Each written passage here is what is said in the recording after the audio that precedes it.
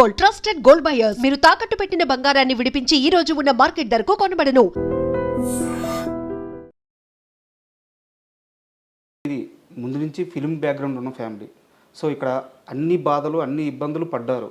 So దర్శకుడిగా కొన్ని hits కొట్టారు, కొన్ని పరాజయాలైనవి. నిర్మాతగా కూడా సేమ్ అంతే. బట్ ఇక్కడ ఏంటంటే కార్మికుల కష్టాలు తెలిసిన వ్యక్తిగా చాలా సమస్యలను పరిష్కరించారు. సో ఇక్కడ అన్ని కష్టాలు నష్టాలు అన్నీ చూశారు, అన్నీ దాటొచ్చారు. కాకపోతే ఇప్పుడు మీ ఏజ్ నాకు తెలిసి 77 అనుకుంటున్నాను. సో ఇంత ఏజ్ ఇంత ట్రావెల్ అయిన తర్వాత కూడా మీరు ఒక కంఫర్ట్ లైఫ్ని సెట్ చేసి పెట్టుకున్నారు. మిగతా ఇండస్ట్రీలో మిగతా ఆర్టిస్టులు అందరూ ఇలా ఎందుకు ప్లాన్ చేసుకోకపోతున్నారు? కెరీర్ చివరికి వచ్చేలేకే ఫైనాన్షియల్గా అంటే వాళ్ళు యాక్టర్స్గా వాళ్ళు పీక్స్లో ఉన్నప్పుడు మంచి రెమ్యూనరేషన్ తీసుకుంటున్నారు, మంచి లైఫ్ని లీడ్ చేస్తున్నారు. చివరికి వచ్చేలేకే ఒకరి మీద ఆధారపడే పరిస్థితి వచ్చేస్తుంది. సో ఎందుకు ఇలా జరుగుతుంది సార్? అంటే నా వరకు నేను వస్తే నేను ఫైనాన్షియల్గా పెద్ద మెస్సే నేను సార్. నాకు నా వైఫ్ పిల్లలు వాళ్ళు చేసిన జాగ్రత్తలు వాళ్ళు చేసిన కష్టాలు వల్ల ఇవాళ నేను కొద్దిగా గొప్ప కంఫర్టబుల్గా ఉన్నాను. చాలామందితో కంపేర్ చేస్తే అంటే ఐఎమ్ కంఫర్టబుల్ లేదని కాదు, కంపేర్ చేస్తే ఫినాన్షియల్గా ఐఎమ్ నథింగ్ సార్, కానీ I'm comfortable. So that credit goes to my family, not me. నేనేం చేయలేదు. నేను ఇప్పుడు అందుకే నెక్స్ట్ తరానికి నేను చెప్తాను, నువ్వు పని చేస్తున్నప్పుడు ఫ్యూచర్ని గురించి ఆలోచించుకో, వయసు అయిపోయినాక ఆలోచించుకో. పిల్లల మీద ఆధారపడలేం మనం. సో మన మీద మనం ఉంచుకోవాలంటే మనం జాగ్రత్త పడాలి, అది చాలా ఇంపార్టెంట్. ఇప్పుడు నాలాగా ఎవరో ఉండకూడదు అనేది నా పాయింట్. నాలాగంటే నేను అట్లీస్ట్ మీరు చెప్పినట్టు కొంతలో కొంత కంఫర్టబుల్గా ఉన్నా. చాలామంది ఇబ్బంది పడుతున్న వాళ్ళు ఉన్నారు. ఆ ఇబ్బందులు పడకూడదంటే వచ్చినప్పుడు జాగ్రత్త పడాలి, పడకపోతే చాలా కష్టం, చాలా చాలా కష్టం ఇండస్ట్రీలో పర్టికులర్గా. ఎందుకంటే ఇండస్ట్రీలో ఎక్కువ దురలవాట్లుకి అవకాశాలు ఎక్కువ ఉన్నాయి. సో దురలవాట్లు డబ్బులు సంపాదించిన చాలామంది పెద్దవాళ్ళు, ఇప్పుడు అనవసరం పేర్లు, వాళ్ళందరికీ రకరకాల అలవాట్లు కానీ రకరకాల విషయాల వల్ల వాళ్ళ ఫ్యామిలీలు ఇబ్బంది పడే పరిస్థితి. విపరీతంగా డబ్బు సంపాదించి విపరీతంగా డబ్బులు ఉన్న వాళ్ళు కూడా వాళ్ళ ఫ్యామిలీస్ వాళ్ళ ఇబ్బంది పడుతున్నారు. సో బాగా ఫేమస్ వాళ్ళు కూడా ఇక మామూలు వాళ్ళ సంగతి ఎంత ఉంటుంది చూడండి. తర్వాత కొంతమంది పిల్లలు చదివించినాక పిల్లలు వీళ్ళని చూడకపోవటం లాంటి కొంతమంది ఇబ్బంది పడేవాళ్ళు ఉంటారు. బట్ ఏదైనా మనని గురించి మనం ఆలోచిస్తూ మన పిల్లల గురించి ఆలోచించాలనేది నా పాయింట్. ఓకే, సెల్ఫ్ లవ్ అనేది అవసరం కంపల్సరీగా. ఎందుకంటే ఒక వయసు వచ్చినాక వాళ్ళు వెళ్ళిపోతారు పాపం, వాళ్ళకి మన సంబంధం చేయాలి కదా, వాళ్ళు చేయలేని పరిస్థితిలో ఉండొచ్చు. వాళ్ళు కూడా వాళ్ళ బతుకు తెరువు చూసుకోగలిగే పరిస్థితి తప్ప మన సపోర్ట్ చేసే పరిస్థితి ఉండకపోవచ్చు. అందుకని వాళ్ళ మీద ఆధారపడతాం కాకుండా మనది మనం చూసుకుంటూ వాళ్ళ కోసం చేస్తే బాగుంటుంది. ఎందుకంటే చూస్తా చాలామంది నాకు డబ్బులుగా అడుక్కునే పరిస్థితి ఉంటాం ఇండస్ట్రీలో. వాళ్ళని చూస్తే నాకు కొంచెం బాధేస్తుంది, కోపం వస్తుంది. ఈ పరిస్థితికి మనం వెళ్తున్నాం అంటే మనం ఏంటి, నా కెపాసిటీ ఏంటి, నేనేంటి అని ఆలోచించుకోవాలి. నాకు ఉన్నదానికంటే ఎక్కువ ఆలోచించుకొని నేను ఎఫర్ట్ చేయగలను. ఇప్పుడు సపోజ్ నేను సైకిల్ ఎఫర్ట్ చేయగలను అనుకోండి, కారు కొనేస్తాను.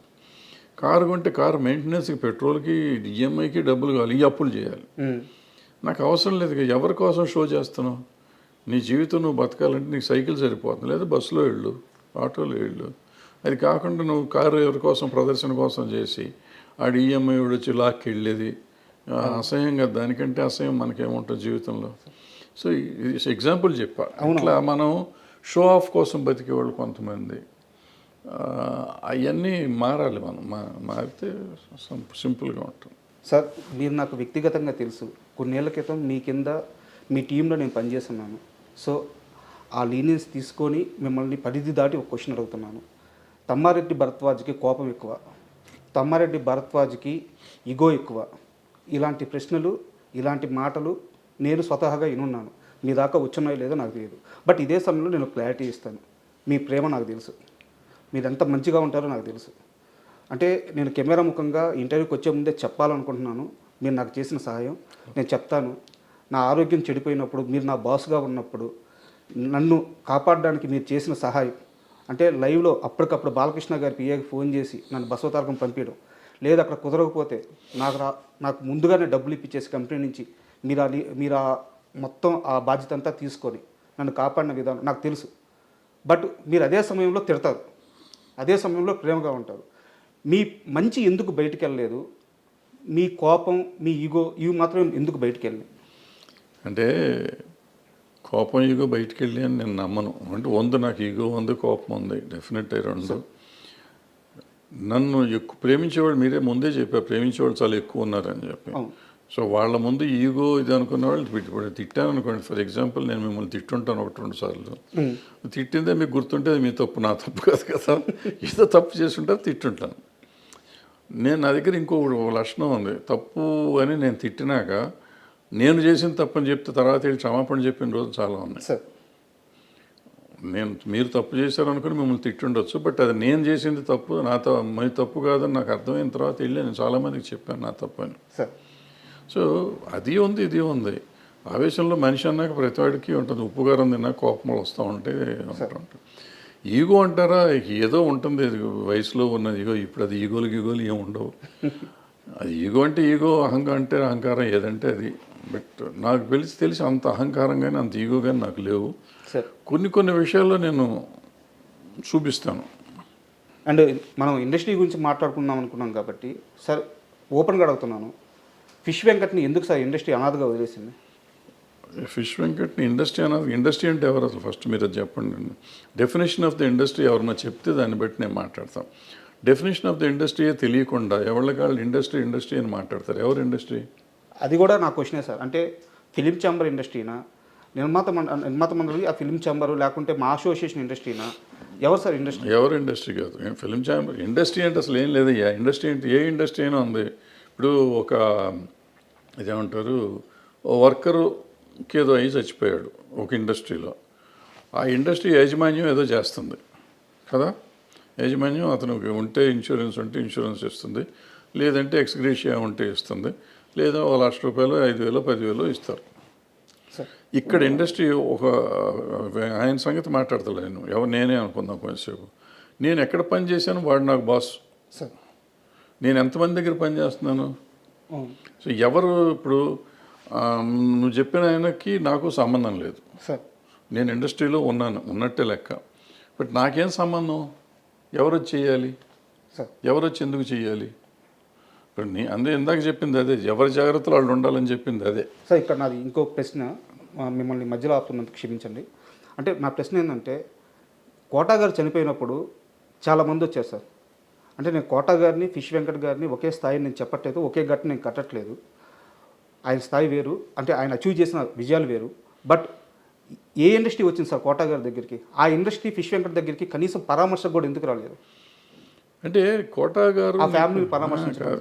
మీరు అర్థం చేసుకోవాల్సిన విషయం ఏంటంటే, కోటా గారు చేసిన సినిమాలు కానీ, కోటా గారు చేసిన కంపెనీలు కానీ వేరు. ఫిష్ వెంకట్ గారు చేసిన సినిమాలు, ఫిష్ వెంకట్ గారు చేసిన కంపెనీలు వేరు. ఆయనకి పరిచయం ఉన్న వాళ్ళు వస్తారు. ఎవరైనా కానీ పోతే ఇప్పుడు అన్ని చోట్లకి వెళ్ళాలని రూల్ ఏం లేదు. చాలామంది అడుగుతారు, ఫిష్ వెంకట్ గారు పోతే చాలామంది రోజు పోతున్నారు. అంటే అంత ఇది కాదు. ఈయన ఇప్పుడు ఆయనతో పనిచేసిన వాళ్ళు అందరూ వచ్చారు కదా అక్కడికి. ఆయనతో పనిచేసిన వాళ్ళు అందరూ వచ్చారు. ఒకళ్ళిద్దరు పెద్దవాళ్ళు కూడా వచ్చి ఉంటారు. నాకు తెలియదు ఎవరు వచ్చారు ఎవరు రాలేదు, నాకు తెలియదు, ఐడియా లేదు. సో డెఫినెట్గా కొంతమంది ఆయనతో పనిచేసిన వాళ్ళు వచ్చి ఉంటారు. అంటే నేను ఎందుకంటే ఈ క్వశ్చన్ అడిగింది దీనికోసమే సార్. ఇప్పుడు ఎవరు తెలిసిన వాళ్ళే వెళ్తారు, తెలియని వాళ్ళు ఎందుకు వెళ్తారు ఇండస్ట్రీలో? ఇప్పుడు ఆయన వచ్చినాక ఏంటంటే ఒక గబ్బర్ సింగ్ నుంచి పాపులారిటీ వచ్చింది. ఆ గబ్బర్ సింగ్ గ్యాంగ్గా పాపులర్ అయ్యారు. ఆ గ్యాంగ్ అంతా అక్కడే ఉన్నారు పాపం. వాళ్ళే చాలా చేశారని విన్నాను నేను, నాకు తెలియదు. సో వాళ్ళు చేశారు కదా, మరి వాళ్ళంతా ఇండస్ట్రీ కింద ఎందుకు తీసుకోరు మీరు? హెల్ప్ చేసిన వాడిని ఇండస్ట్రీ అనుకోకుండా భరద్వాజ్ రాలేదు, లేకపోతే ఇంకో పుల్లయ్య రాలేదు, ఎల్లయ్య రాలేదు అని మాట్లాడతాం కరెక్ట్ సార్. నీళ్ళల్లో ఒక వ్యక్తి కొట్టుకుపోతున్నప్పుడు ఆ ఇచ్చే చెయ్యి పెద్దదే ఉండాలి కదా సార్. పెద్ద చేతికి ఎక్కడి నుంచి వస్తుంది పెద్ద చెయ్యి? ఎక్కడి నుంచి వస్తుంది పెద్ద చెయ్యి? ఇప్పుడు ఈ నీళ్ళలో కొట్టుకుపోతున్నాడు, నీళ్ళలో కొట్టుకుపోతుంటే ప్రధానమంత్రి ఢిల్లీలో ఉన్నాడు, పెద్ద చెయ్యి ఉంటుంది. ఆయన అక్కడి నుంచి చెయ్యి పెడతాడా? అక్కడ ఒడ్డున నువ్వు ఉన్నావు, ఉంటే నువ్వు కదా చెయ్యి అందిస్తావు. అంటే ఈ ఒడ్డున నువ్వు అందిస్తావా, ప్రధానమంత్రి అందిస్తాడా? దగ్గర ఉన్న వ్యక్తి అందించాలి.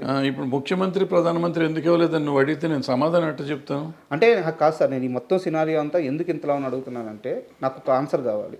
ఇండస్ట్రీలో కొంతమంది ఉంటారు సార్. ఈరోజు నేను ఒక మంచి సీన్ తీసాను, ఇంటికి వచ్చి తాగుతాడు. ఈరోజు ఒక పెద్ద హీరో నన్ను భుజం మీద చేసి పలకరించాడు, వాడు ఇంటికి వచ్చి తాగుతాడు.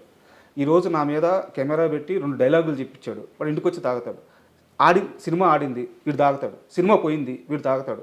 అంటే సినిమాను చూసుకొని మురిసిపోతూ ఆ ఆనందంలో వాడు చెడు అలవాట్లు చేసుకుంటా పోతూ ఉంటే ఫైనల్గా సినిమా వాడిని పట్టించుకోదు. అది అందరికీ తెలియాలి అనే ఉద్దేశంతో నేను మిమ్మల్ని question పట్టించుకోరు, అడుగుతున్నాను. పట్టించుకోండి. పైగా ఇండస్ట్రీ వాళ్ళు పట్టించుకుంటారనే తప్పు అసలు. సార్ నేను ఎంతమందితో పనిచేశాను. సార్ ఇప్పుడు కోట గారు ఎగ్జాంపుల్ మీరు చెప్పారు కాబట్టి, కోట గారు 700 సినిమాలు చేశారు, 750 సినిమాలు చేశారు, సార్ అన్ని భాషల్లో చేశారు, అందరు హీరోలతో చేశారు. చాలా 50, 40, 50 ఏళ్ళ ప్రయాణం ఆయన, సుదీర్ఘ ప్రయాణం. ఆ ప్రయాణంలో ఎంతో మందితో ఆయన అనుబంధం ఉంది ఆయనకి. సార్ అందుకని ఆయన దగ్గరికి వచ్చారు అందరూ. అంత పోటాడుకున్న వాళ్ళు ఉన్నారు, ఆయన కొట్టిన వాళ్ళు ఉన్నారు, తిట్టిన వాళ్ళు ఉన్నారు, ఆయన తిట్టిన వాళ్ళు ఉన్నారు, ఆయన కొట్టిన వాళ్ళు ఉన్నారు, రకరకాలు ఉన్నాయి. సో మంచి అనుబంధాలు, చెడు అనుబంధాలు, మంచి ఎక్స్పీరియన్స్, చెడు ఎక్స్పీరియన్స్ చాలా ఉంది ఆయన. అందుకని అందరూ ఆయన దగ్గరికి వెళ్ళారు. మీరు చెప్పిన ఫిష్ వెంకట్ గారి దగ్గరికి ఆయన చేసిన సినిమాలు పరిమితం, ఆయన చేసిన టెక్నీషియన్స్ పరిమితం, ఆయన చేసిన ప్రొడ్యూసర్లు పరిమితం, ఆయన చేసిన యాక్టర్లు పరిమితం. సార్ ఆ పెద్ద సినిమాలు 4-5 చేశారు. చేసినప్పుడు ఆ పెద్ద యాక్టర్లు మాత్రమే వాళ్ళు పెద్ద యాక్టర్లకి ఈయన చేసిన సినిమాల లెక్క ప్రకారం చాలా చిన్న యాక్టర్ ఈయన. నేను సమబుజ్జి యాక్టర్ కాదు, అంటే కోట శ్రీనివాసరావు గారు అంత పెద్ద యాక్టర్ కాదు. సో వీళ్ళు ఎంతవరకు వస్తారు అనేది నమ్మకం లేదు. బట్ కొంతమంది అతని మీద అభిమానం ఉన్నవాళ్ళు రావచ్చు. ఆయన పనిచేస్తున్నప్పుడు ఆ పలానా హీరో ఆయన అభినందించి ఉండొచ్చు. సినిమా యాక్టర్గా కాబట్టి కొంతమంది డెఫినెట్గా గుర్తుపెట్టుకుంటారు, మర్చిపోయి ఉంటారని నేను నమ్మను. సార్ మర్చిపోయి ఉంటారని నేను నమ్మను. కానీ వాళ్ళందరూ రావాలని ఎక్స్పెక్ట్ చేయటం మన తప్పు అంటాను నేను. సార్ మన తప్పు. వాళ్ళు వస్తే వస్తారు, అది వాళ్ళ సంస్కారం. రావాలా వద్దనేది వాళ్ళ సంస్కారం, వాళ్ళ అవసరం కంటే ఆ సంస్కారం. ఇప్పుడు అక్కడ కోట శ్రీనివాసరావు గారి స్థాయి వేరు, ఈయన స్థాయి వేరు. సో ఈయన స్థాయికి వాళ్ళు రావాలా వద్దా అనేది వేరే సంగతి. రాకపోవటాన్ని పెద్ద మనం తప్పు పడతాం, నేనైతే తప్పు పడతాను. ఒక్క